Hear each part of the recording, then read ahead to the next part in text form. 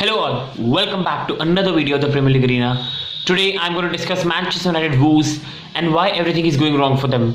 So I think it's becoming a bit of jokes and everything. See, as much as sometimes you hype something, like many Manchester United fans were hyping Ralf Rangnick, the godfather, the father of Tuchel and Klopp and all this stuff. So in that way, when they were going on a losing streak, the rivals were going to banter them. So this is part and parcel of the game. When you give the banter, you take the banter. So I do not mind all that.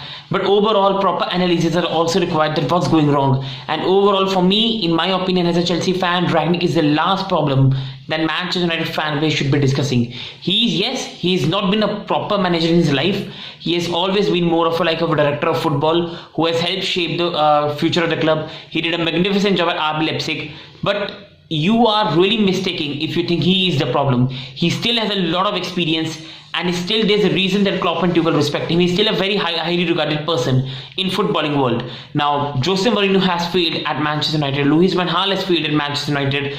David Moyes has failed at Manchester United. Even a somewhat inexperienced manager, Ole Gunnar Solskjaer, has failed at Manchester United. At some point, the blame has to go upon the players and the board, rather than all the scapegoating has to be to the manager. Because Rangnick, no disrespect to Ole Gunnar Solskjaer, but he's, in terms of CV, experience, football knowledge, and the way he builds the club, as you saw in Leipzig, and the way he builds players, the great job he has done at Leipzig, bringing in young players and selling them for high profits. He's a very knowledgeable person, Rangnick. There's a reason he's known as master of gegenpressing.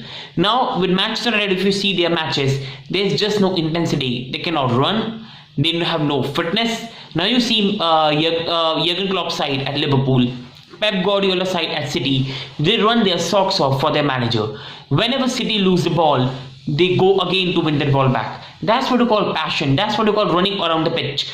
City players cover most of the kilometers in the ground, keep running every time. You see Liverpool players, they press with so much intensity, and when they win the ball back, they run very fast.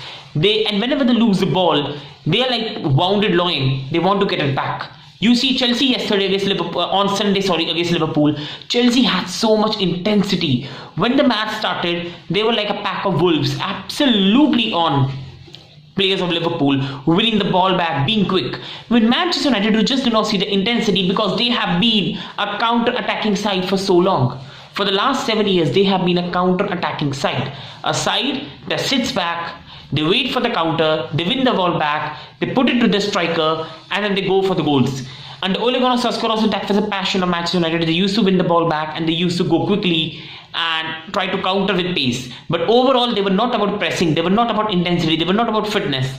Under Jose Mourinho, they were a counter-attacking team which did not press a lot. Under Louis van Gaal, they were more of a possession-based team which did not press much. These players have no fitness and the stamina and the heart to be a pressing unit. Now Jurgen Klopp brought a lot of players in his way that can do this stuff and knock previous Liverpool players out, or the previous manager sold them. Pep Guardiola fully changed the City squad. He literally has signed like 10-11 players of his choice in a 3 or 4 year project. Now Thomas Tuchel in Chelsea is a mixed squad. You got players like Jorginho, players like Kovacic, players like Kante, who can press very well. You got a young Pulisic, young Havertz, quick players, Mason Mount, who give their heart on the pitch. And then you've got some older players as well, but there's a good mixture. With Manchester United, there's a lot of older mixture, and there's a lot of mixture for players that suit counter-attacking football. You can say that bar Bruno Fernandes, bar Scott McTominay, bar Marcus Rashford, and bar Cavani, that team is not a pressing team. You cannot ask Cristiano Ronaldo to be pressing. You cannot ask Paul Pogba to be pressing. You cannot ask Van Bissaka to be pressing, because overall attacking fullback wise he's one of the worst in the league. And then Luke Shaw to be pressing, who always has some fitness issues.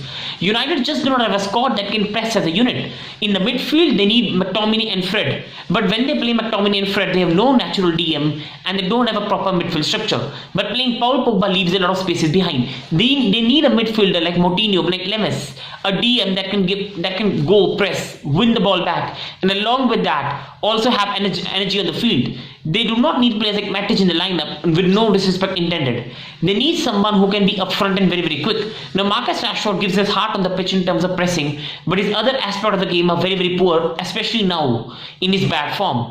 And overall, when they play Ronaldo, when they play Matic, when they You can say play Wan-Bissaka, they play Luke Shaw. They just do not have the fitness to be on the pitch pressing as a unit.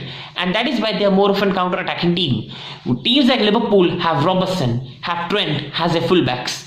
They've got players like Firmino who press the heck out of opposition. Salah who absolutely gives everything on the pitch. Mane. Then you've got in the midfield, powerhouses in midfield, in Fabinho, in Henderson, in Navigator or a Chamberlain. United just don't have energy. So either Rangnick will have to change the whole philosophy and play the Mourinho Solskjaer football and play counter-attacking, or Manchester United need to be very, very patient and finally be looking at the right eye, and that is towards the board and criticizing them. Because on one hand, they are appointing pressing managers who want to play good football, but on the other hand their squad is not made for that. So this is a call that Manchester United have to make in the summer, that if they go for a Pochettino, Ten Hag, they have to change a lot of squad, whereas if they want to keep the same, they will have to go for counter-attacking manager. So by finishing of the video, this video was more about that is Rangnick at fault or not, and overall, as much as banter is good to do and be funny and everything, Rangnick is the last person that Manchester United fans should be believing. So this was my view. I hope you agree with me, and please do leave your views on the comment section below. Thank you.